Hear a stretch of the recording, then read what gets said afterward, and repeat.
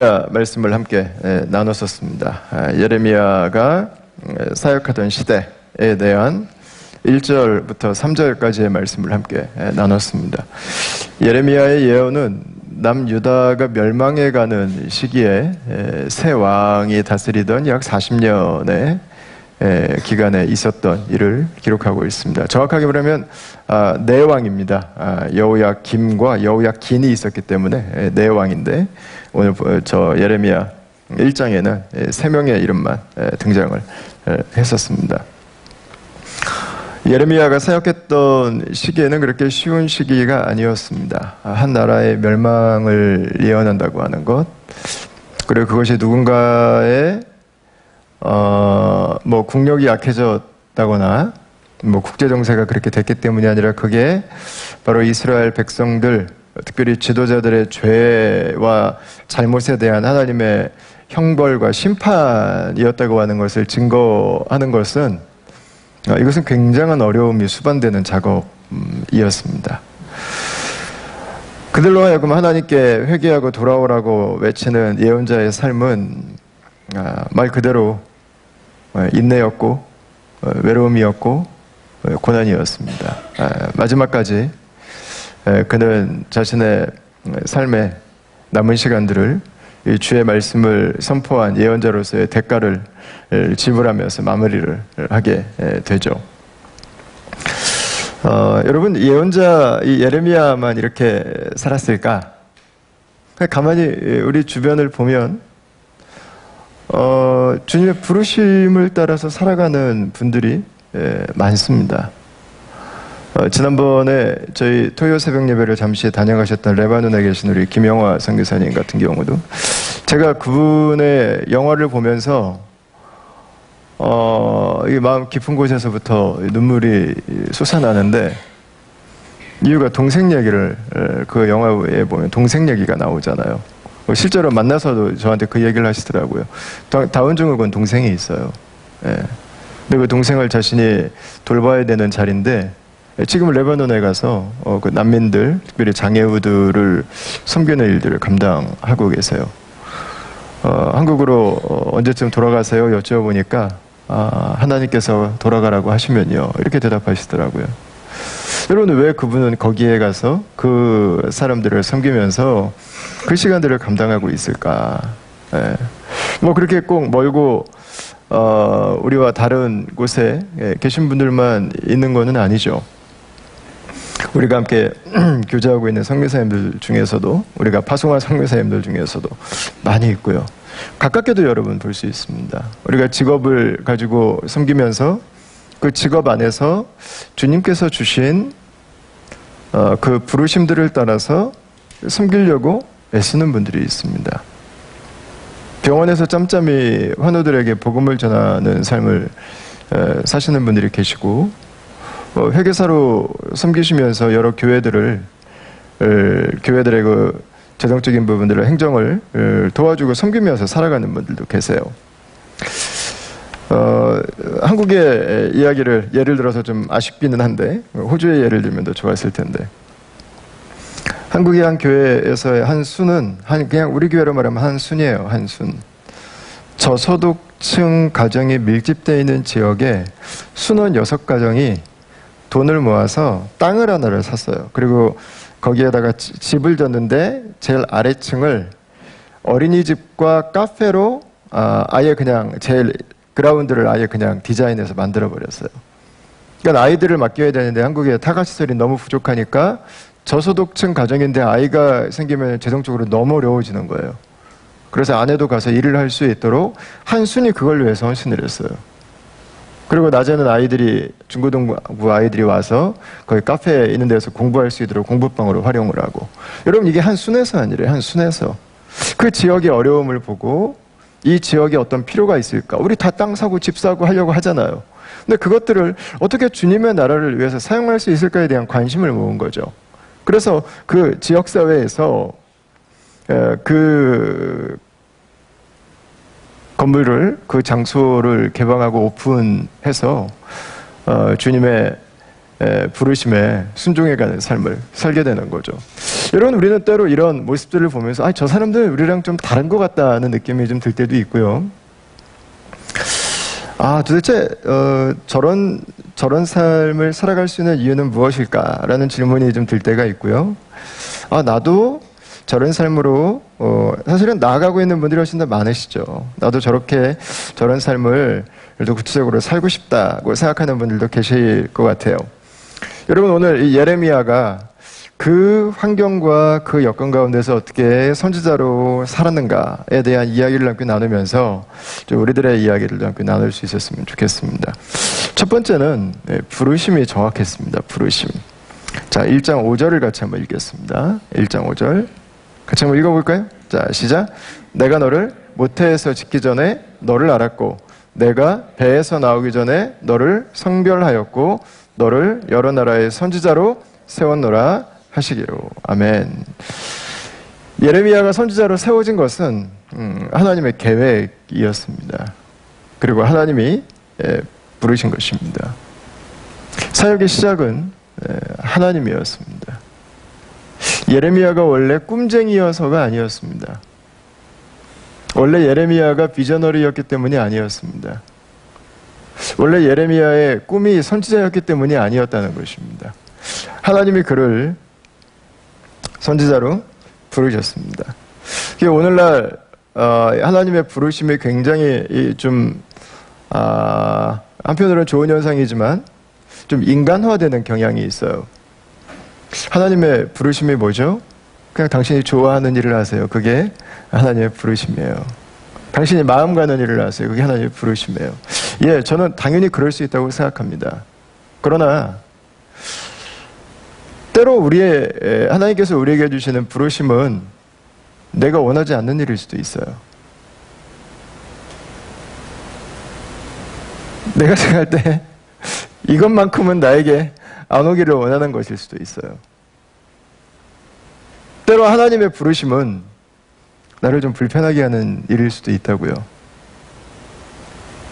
내가 이건 평소에 마음이 있었고 내가 좋아하고 내가 잘하고 하나님이 그것들을 기본으로 쓰시겠죠. 이거라면 내가 즐겁고. 여러분, 그러나 하나님께서는 그의 기질과 그의 자질과 관계가 없이 그를 부르실 수 있다고 하는 것입니다. 하나님께서 그를 선지자로 살도록 지으셨을 테지만 오늘 이 5절 말씀에서 여러분 보여주는 건 뭐예요? 과학적 용어를 사용하면 그의 DNA가 완성되기 전에 하나님은 이미 그를 부르신 거예요. 그가 어떤 삶을 살아갈지 그의 캐릭터와 성격은 브레인에서 다 결정합니다. 그의 브레인 지도가 완성되기 전에 하나님은 그를 부르신 것입니다.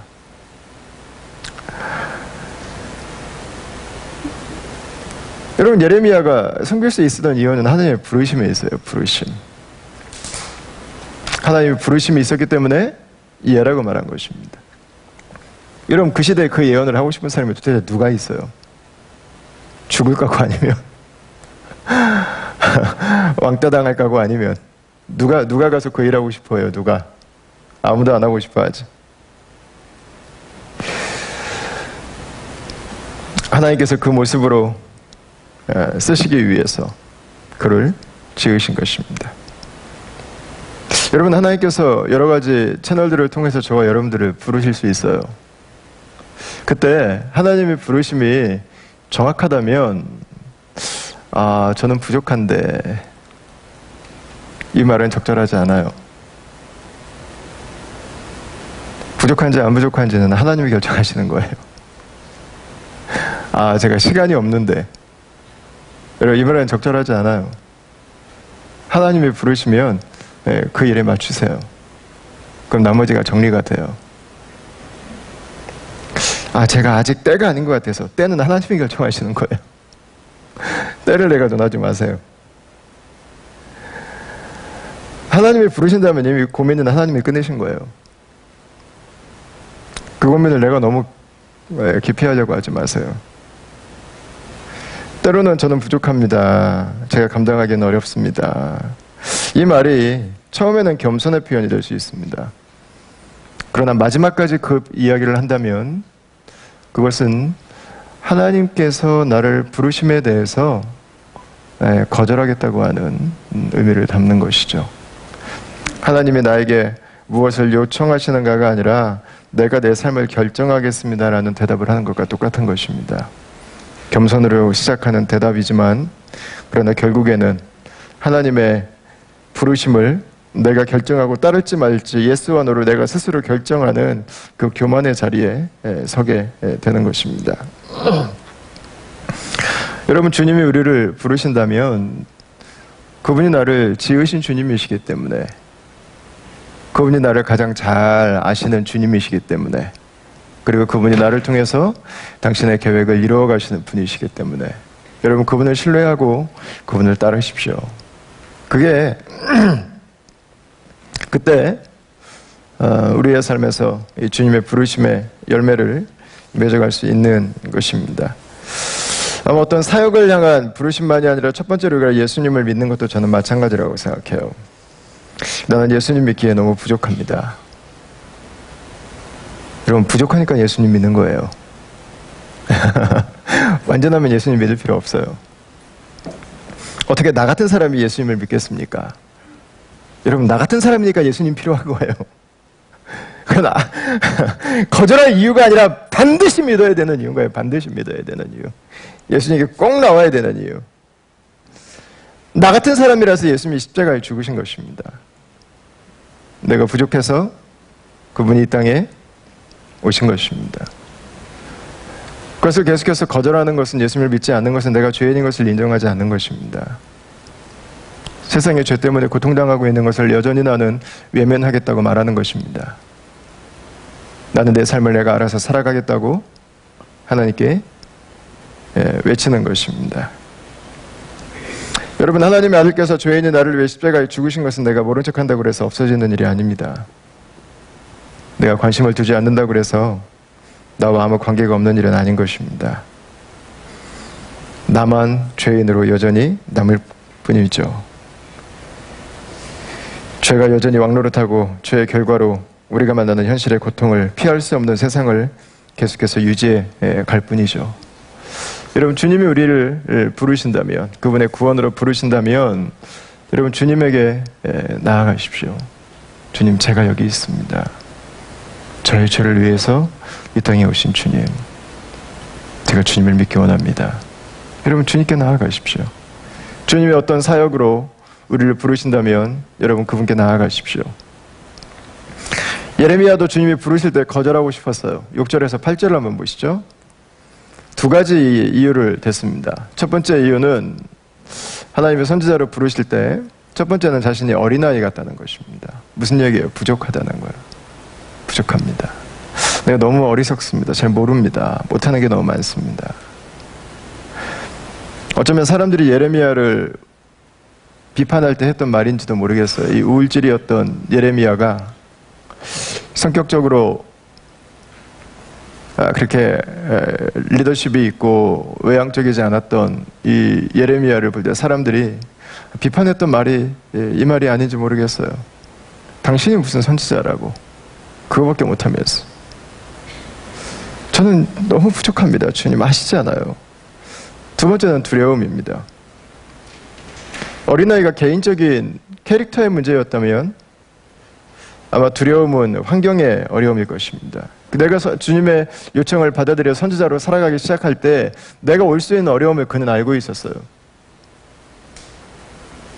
사람들로부터 내가 받아야 되는 눈초리를 그는 알고 있었어요.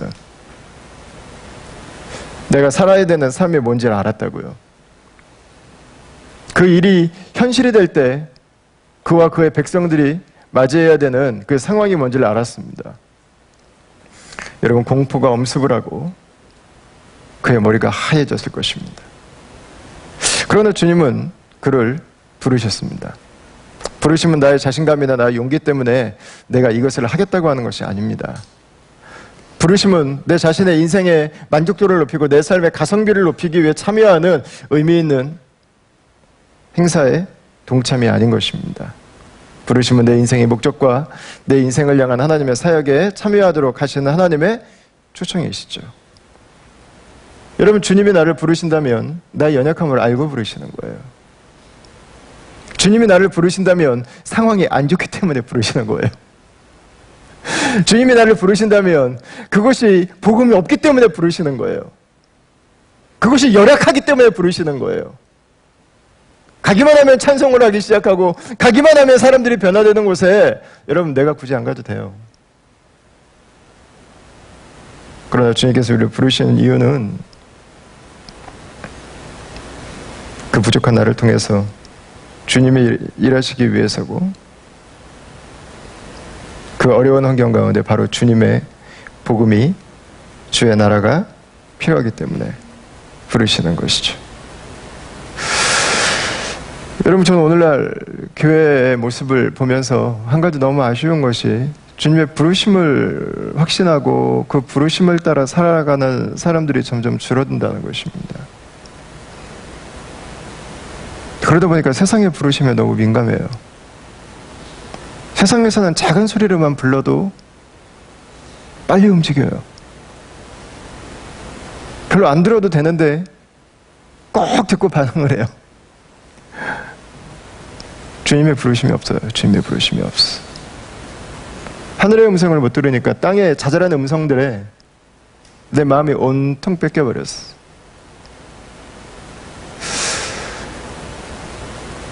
여러분, 하나님께서 오늘날은 몇십 년 전보다 그분의 백성들을 덜 부르고 계실까? 덜 택하셨을까?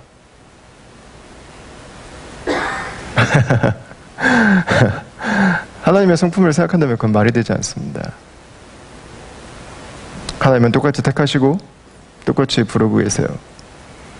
단 한 가지의 문제는 우리가 듣지 못하고 있다는 것입니다. 그래서 너무 바빠져요. 주님의 부르심이 없으니까 삶을 어디다 초점을 맞춰야 될지 몰라요. 너무 바빠요. 향방 없이 바빠요. 너무 쫓겨요. 생각이 너무 많아요. 자기 연민과 자기 비하와 자기 우월감을 넘나들면 이 롤러코스터의 삶이 날마다 이어져요. 부르심이 없는 삶의 결과죠. 주의 부르심을 확신하지 못하니까 항상 왔다 갔다 합니다. 내 개인의 삶에 향한 부르심, 주님의 교회를 향한 부르심, 이 사회를 향한 부르심, 부르심들이죠. 여러분 주님은 예레미야를 부르셨습니다. 이사야를 부르셨고 사무엘을 부르시고 기드온을 부르시고 예수님을, 바울을, 베드로를, 디모데를 부르셨습니다. 여러분 주님은 오히려 그분의 백성들을 부르고 계시죠. 그분을 성령의 동역자로 초청하고 계시죠. 여러분 저 여러분들의 삶 가운데 그분의 부르심이 선명하게 들려지는 은혜가 있게 되길 축원합니다.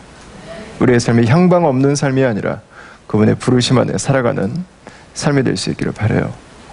이 부르심은요, 제 주변에서 이렇게 보니까 저는 사역자들을 만나서 저에게 신학을 하고 싶어요, 목회를 하고 싶어요, 개척하고 싶어요. 그러면 제가 같이 대화를 하면서 꼭 묻는 질문 중에 하나는 부르심이 있냐는 거였어요. 부르심이 있느냐?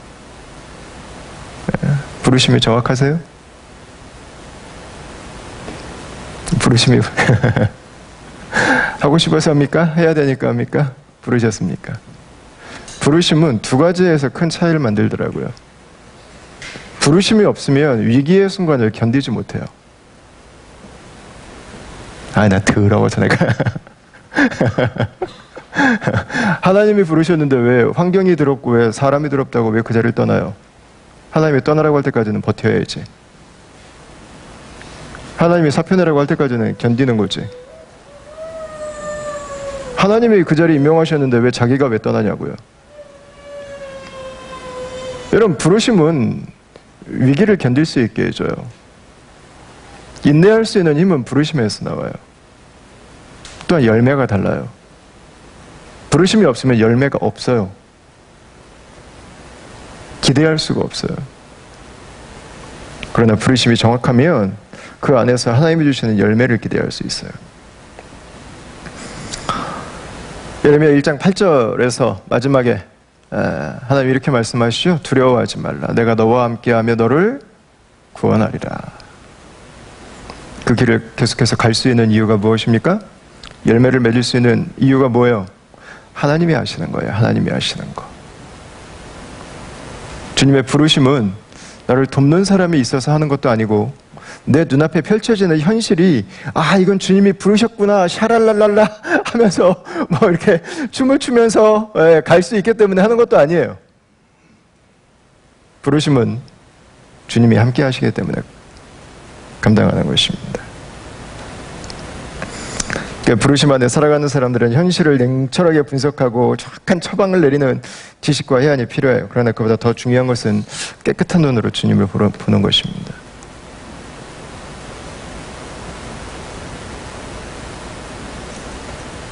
그분 앞에 내 삶을 온전히 내려놓는 시간을 갖는 것이죠.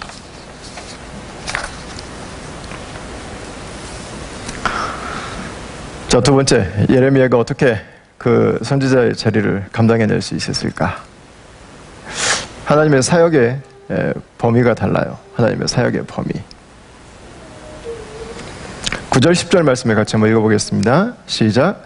여호와께서 그의 손을 내밀어 내 입에 대시며 여호와께서 내게 이르시되 보라 내가 내 말을 내 입에 두었노라. 보라 내가 오늘 너를 여러 나라와 여러 왕국 위에 세워 내가 그것들을 뽑고 파괴하며 파멸하고 넘어뜨리며 건설하고 심게 하였느니라 하시니라. 아멘. 오늘 이 말씀에서는 하나님께서 예레미야에게 예언자로서 선지자로 외쳐야 될 메시지를 정리해 주셨습니다. 동사가 6개입니다. 동사가 6개. 뽑고 파괴하며 파멸하고 넘어뜨리고 건설하고 심게 하셨다. 이렇게 하나님 말씀해 주셨습니다. 여러분, 제가 동사 6개를 손 2개로 나눴는데 캐릭터가 완전 다르죠. 4개는 부정적인 이야기들입니다. 2개는 긍정적인 이야기들입니다. 여러분들이 예언자라면, 여러분들이 선지자라면 어떤 예언을 하고 싶으십니까? 1번, 2번. 몇 번 하고 싶으세요? 그죠? 2번 하고 싶죠. 그래야 사람들에게 인정을 받아요. 그래야 고맙다는 이야기를 들어요. 나에게 그 이야기가 필요했다는 말을 들어요. 여러분들이 예언자에게, 선지자에게 하나님의 메시지를 듣는다면 1번을 듣고 싶으십니까? 2번을 듣고 싶으십니까? 2번입니다. 그죠? 우리는 기본적으로요, 원하는 게 있어요. 우리는 듣고 싶은 말이 있어요. 우리는 나에게 편한 말이 있어요. 내가 좋아하는 말이 있어요. 삶도 마찬가지예요. 내가 좋아하는 일이 있어요. 내가 좋아하는 사람이 있어요. 내가 좋아하는 패턴이 있어요. 우리는 그 안에만 머물러 있고 싶어 해요. 그 안에만.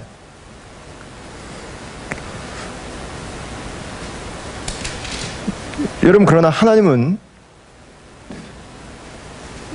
우리의 본성을 만족시키기 위해서 사역하지 않습니다. 우리의 본성을 구원하기 위해 사역하십니다. 우리의 삶이 진리에 합당하도록 사역하시는 분이에요. 내가 원하는 것을 그대로 떠받들면서 하나님은 주시지 않아요. 때로는 하나님은 우리에게 정반대의 것들을 주세요. 여러분이 동사 6개의 나열은 너무 중요해요.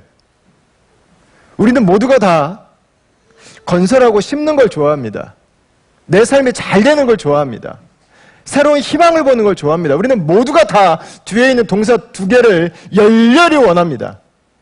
그리고 뒤에 있는 동사 2개를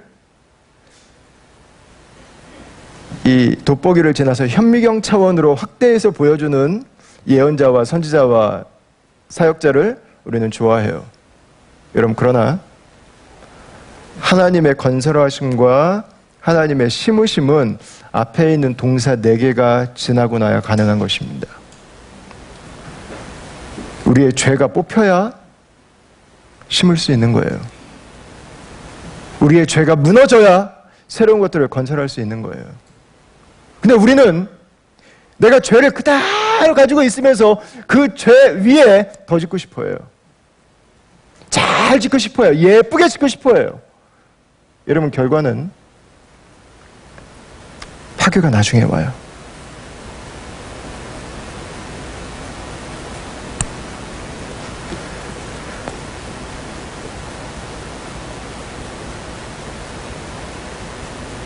여러분, 하나님께서 우리에게 뽑고 파괴하며 파멸하고 넘어뜨리기를 원하시는 이유는 한 가지예요. 건설하고 심게 하시려고. 이 동산을 우리는 선택하면 안 돼요. 하나님의 이 프로세스는 완전한 프로세스예요. 우리를 살게 하시려는, 우리를 구원하시려는, 우리를 회복시키시려는, 우리를 다시금 하나님의 백성으로 삼으시려는 하나님의 계획이에요.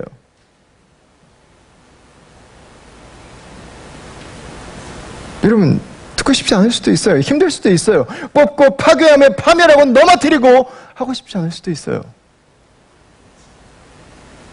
여러분, 그러나 그 과정이 없다면 새 생명이 심어지고 성령의 사람으로 건설되는 일은 존재하지 않아요.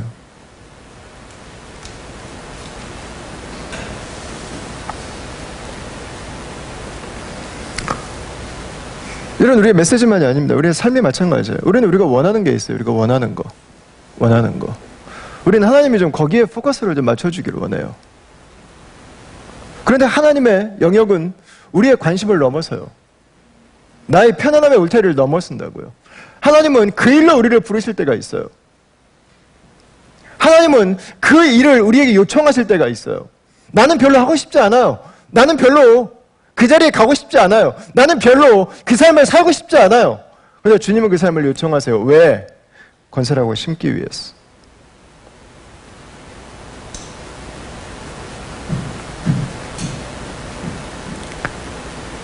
여러분, 예레미야가 그 삶을 살았던 이유는 그의 편함 때문이 아니에요. 그가 원했기 때문이 아니었습니다. 하나님의 의를 이루기 위해서는 그 삶이 필요했기 때문이었어요. 내가 좋아하는 사역의 울타리를 넘어가는 것. 내가 편안한 삶의 환경들을 넘어서는 것. 자, 여러분, 그럼 우리가 하나님의 부르심을 따라서 섬기고 사역할 때 그 사역의 출발점은 어디가 되어야 될까요? 유다의 멸망의 가장 큰 이유는 죄 때문입니다. 죄. 오늘 16절을 한번 보시죠. 하나님이 10절에서 이 말씀을 하신 이유는 16절 때문이에요. 같이 한번 읽어보겠습니다. 시작. 무리가 나를 버리고 다른 신들에게 분향하며 자기 손으로 만든 것들에 절하였은즉 내가 나의 심판을 그들에게 선고하여 그들의 모든 죄악을 징계하리라. 아멘. 하나님의 선포는 분명해요. 다른 신들에게 그들이 예배했고 자기 손으로 만든 것들에게 절한 것입니다. 우상에게 절한 것입니다. 그래서 하나님이 16절에서 마치 재판정에서 판사가 판결을 하듯이 하나님의 판결을 지금 내리고 있는 것입니다. 근데 여러분, 이거에 대해서 유다 사람들이 항변을 합니다. 들어볼까요? 2장 22절부터 23절입니다. 같이 한번 읽어보겠습니다. 시작. 주 여호와의 말씀이니라. 내가 잿물로 스스로 씻으며 내가 많은 비누를 쓸지라도 내 죄악이 내 앞에 그대로 있으리니 내가 어찌하여 말하기를 나는 더럽혀지지 아니하였다. 바알의 뒤를 따르지 아니하였다 하겠느냐. 골짜기 속에 있는 내 길을 보라. 내 행한 바를 알 것이니라. 아멘. 유다 사람들의 항변은 뭐죠? 우리는 그런 망할 짓을 한 것이 없다는 것입니다. 왜 그랬을까요? 이들은 안식일에 성전에 가서 제사했거든요. 예배했거든요.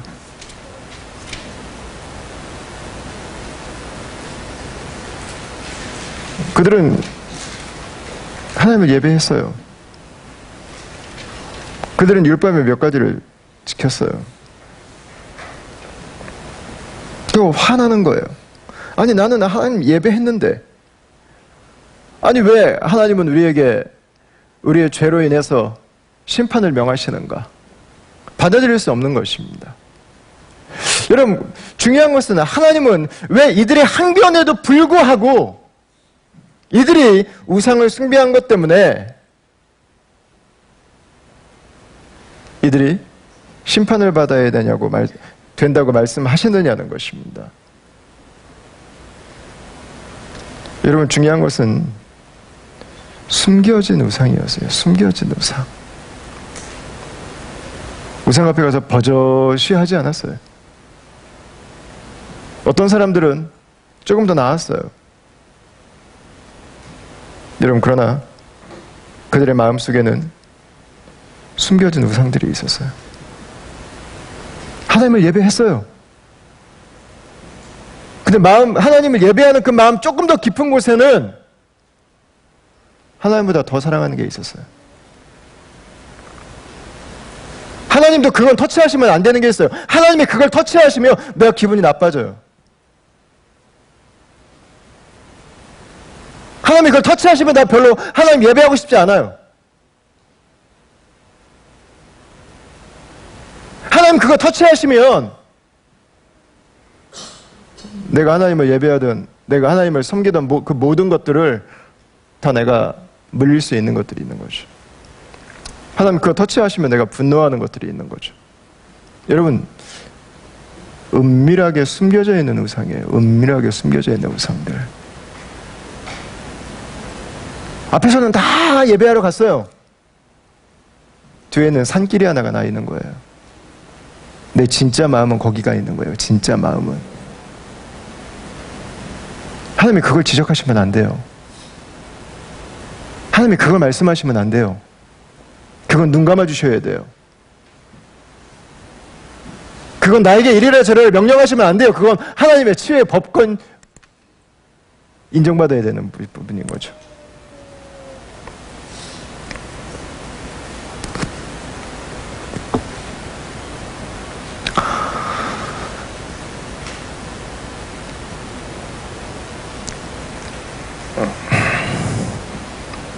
여러분, 우리가 예수님을 믿지만 예수님이 이거에 대해서는 죄라고 하지 않으셔야 됩니다라고 말하면서 우리가 믿는 것들이 있습니다. 이거에 대해서는 예수님 나에게 뭔가를 요구하시면 안 됩니다라고 말하는 것들이 있습니다. 예수님의 손대시면 안 되는 것들이 있습니다. 이게 숨겨진 우상들입니다. 이걸 이야기하면 화가 나고 분노가 치밀어 오릅니다. 그게 내 진짜 주인입니다.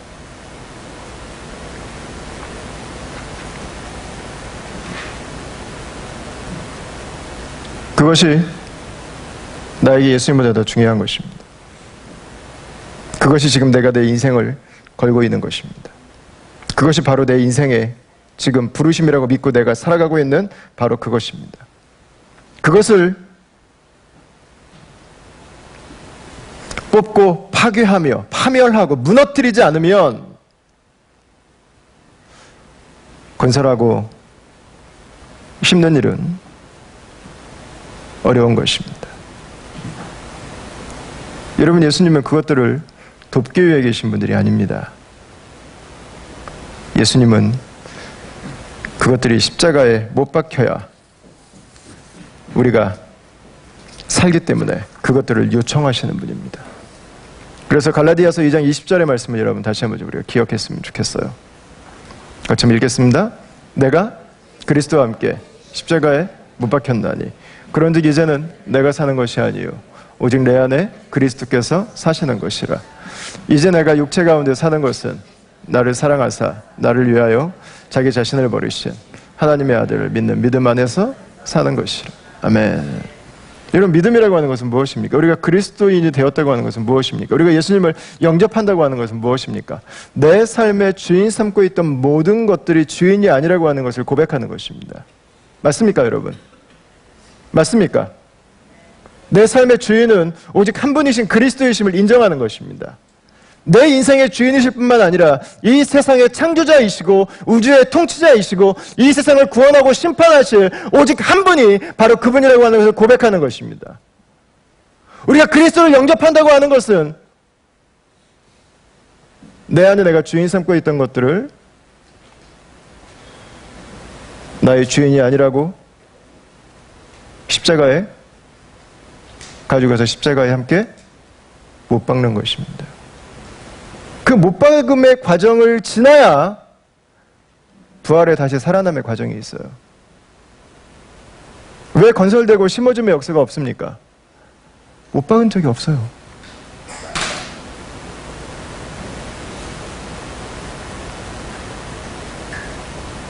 십자가 앞으로 가지고 간 적이 없어요.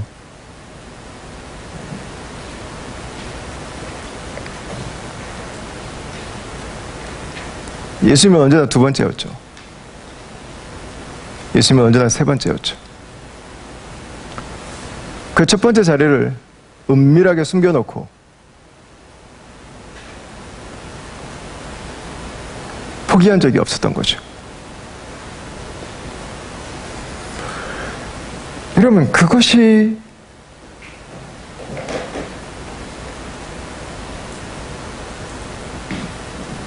내 삶의 주인이 아님을, 그것이 내 삶의 구원자가 아님을, 그것이 내 인생의 모든 것이 아님을 그리스도 앞에 고백하지 않는다면 우리는 단 한 번도 그리스도인이 된 적이 없는 것입니다.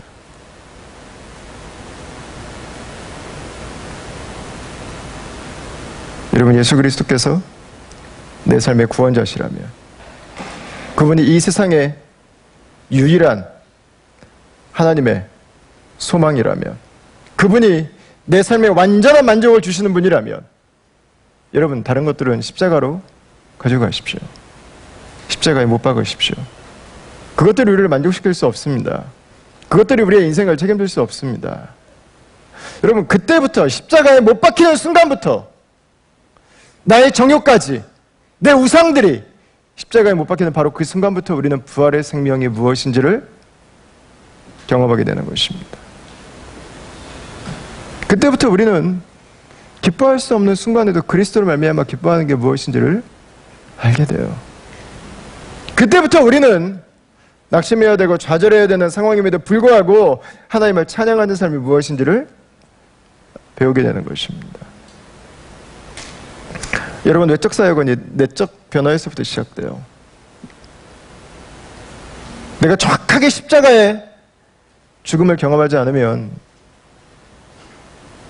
하나님이 우리를 어디로 부르신지 우리는 알 수 없어요. 주님이 필요한 곳이 없어요. 내가 주님을 만나지 못했기 때문에.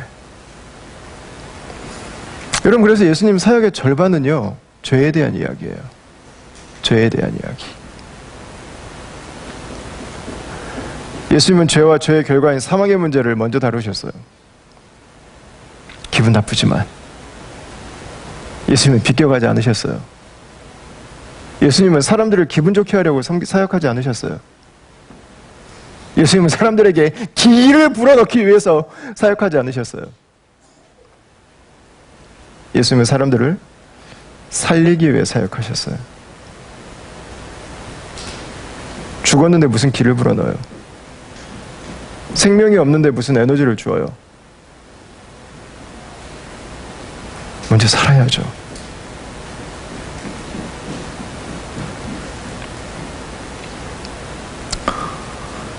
내 삶의 죄로부터 먼저 뽑혀져야 됩니다. 그때 하나님의 의가 우리 안에 시작될 수 있어요. 그 죄를 깨달아야 됩니다. 그 죄를 보아야 돼요. 우리의 삶에 회복이 일어나지 않는 사람들의 공통점은 죄를 인정하지 않는다는 것입니다. 내 죄가 뽑혀지지 않으면 하나님의 새로운 생명은 우리에게 찾아오지 않아요. 뽑아야 되는 것은 나의 죄예요. 그래서 여러분, 주님을 만난 사람들의 공통된 고백은 내가 죄인이라는 거예요. 주님, 내가 죄인입니다. 주님, 내가 문제입니다. 주님, 내가 어리석습니다. 내가 무능합니다. 내가 문제입니다. 주님 만난 사람들의 한결같은 고백이에요. 한결같은 고백. 그때 그 죄인이 하나님의 자녀된 은혜가 무엇인지를 비로소 알아요. 여러분, 내가 끝나야 그리스도가 시작되는 거예요. 내가 죽어야 그리스도가 시작되는 거예요.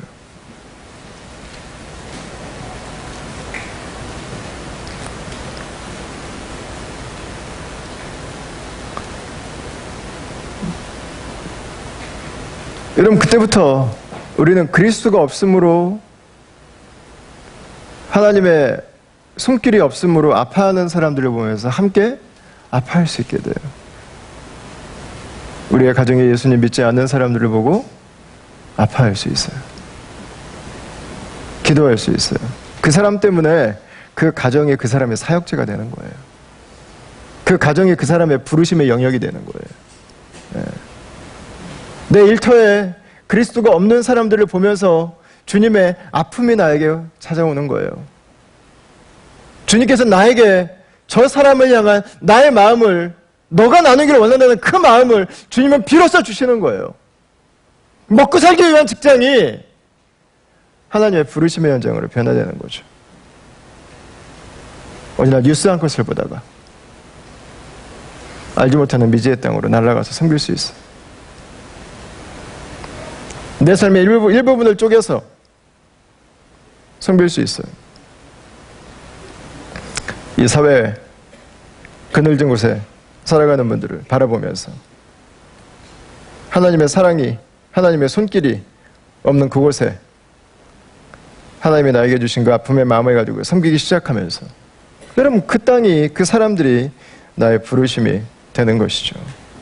여러분, 주님의 사역의 영역은 넓습니다. 우리의 한계를 초월하는 것입니다. 십자가를 통과한 그 한 사람을 통해서 하나님은 당신의 일들을 이루어 가시죠. 여러분, 예레미야도 마찬가지입니다. 그가 대단한 것이 아니었어요. 하나님의 필요한 사람들, 하나님의 진리를 떠난 사람들, 그들에 대한 아픔이 그의 사역을 감당하게 했죠. 여러분, 예레미야는 특별히 예언자로 섬겼습니다. 그는 예언자로 섬기면서 하나님의 말씀을 나눴습니다. 여러분, 예언자로 섬기면서 말씀을 나누던, 우리가 믿음을 가지고 살아가면서 주님의 말씀을 붙들고 살아가던 여러분, 차이는 없는 거예요. 하나님의 말씀이 우리 가운데 이루어지는 그 능력이기 때문에 그렇습니다. 예레미야 1장 9절 말씀을 같이 한번 보겠습니다. 같이 한번 읽죠. 여호와께서 그의 손을 내밀어 내 입에 대시며 여호와께서 내게 이르시되 보라, 내가 내 말을 내 입에 두었노라. 아멘. 하나님의 말씀을 내 입에 두었다, 이렇게 기록하고 있습니다. 여러분, 그것은 하나님의 말씀입니다. 예레미야는 외쳤습니다. 남유다가 처참하가 파괴되고 무너지고 열방으로 뿔뿔이 흩어지고 역사 속에 이스라엘이 사라지는 것을 보게 될 것입니다. 그리고 하나님은 다시금 그 백성들을 이스라엘로 돌아오게 해서 성전과 성벽이 회복되고 이 땅 가운데 하나님의 영적 부흥이 임할 것입니다. 여러분, 그리고 역사는 예레미야의 외침대로 그대로 이루어졌습니다. 하나님의 말씀은 그대로 이루어지는 것입니다. 우리가 하나님의 말씀을 신뢰하고 살아가는 이유는 하나님의 말씀은 역사의 DNA이기 때문에 그래요. 하나님의 말씀은 어느 순간 우리의 역사의 실체가 되고 어느 순간 우리 역사의 한 페이지로 찾아오게 되기 때문에 그렇습니다. 이걸 하나님이 오늘 말씀을 보면 약속하고 계세요. 예레미야 1장 13, 14절을 보면 하나님의 약속의 내용은 남유다가 바벨론을 통해서 멸망하는 것이었습니다. 이걸 보통 끓는 가마환상이라고 이야기를 하는데 북쪽에서부터 기울어진 끓는 가마 이야기가 나옵니다. 이 끓는 가마가 바로 북쪽에서부터 쳐들어오는, 공격해오는 바벨론을 의미합니다. 하나님은 이 뜻을 정하셨어요.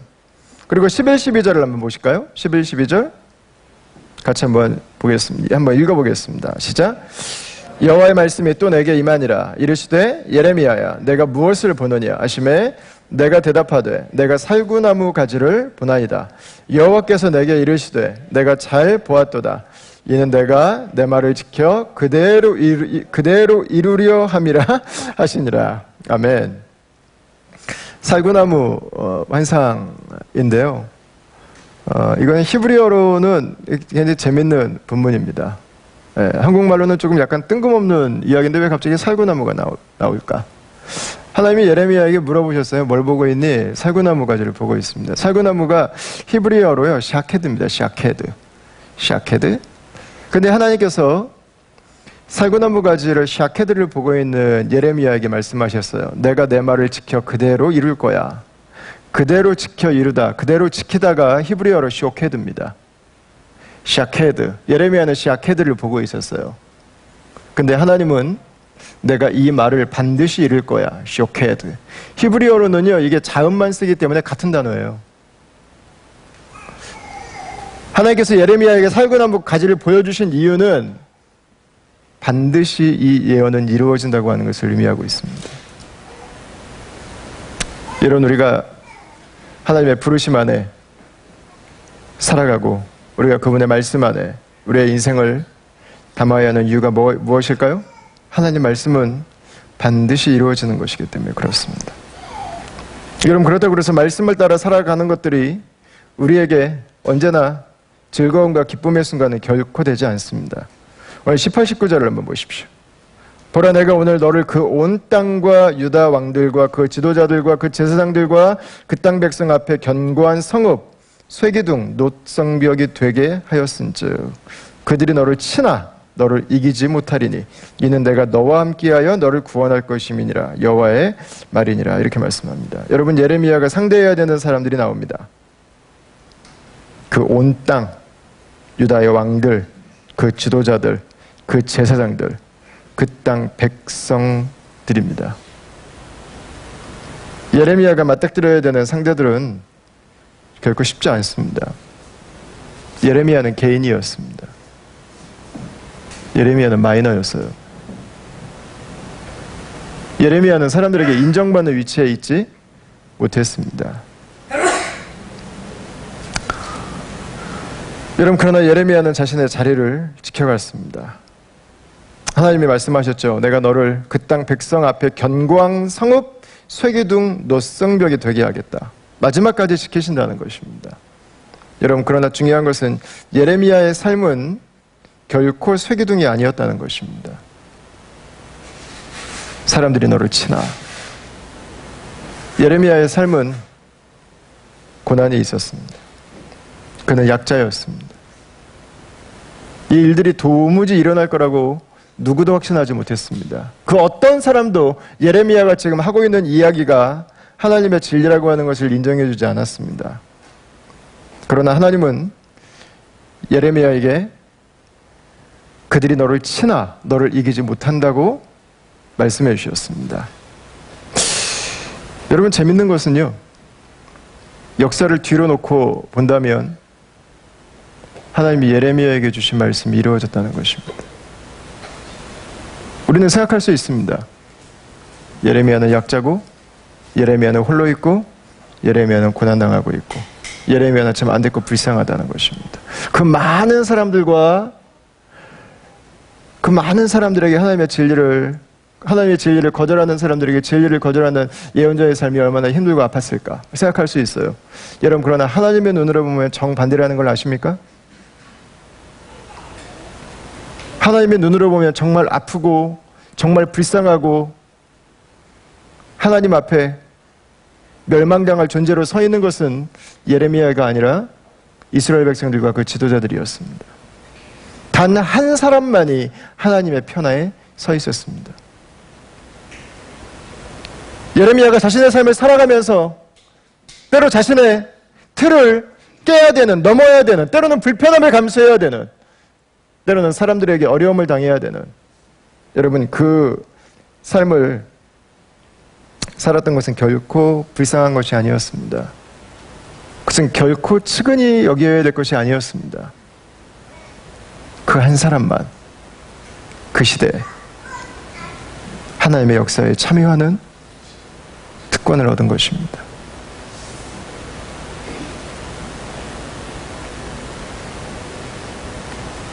여러분, 예레미야는 힘없고 연약한 소수가 아니었습니다. 그는 하나님의 편에 서 있는 유일한 우군이었습니다.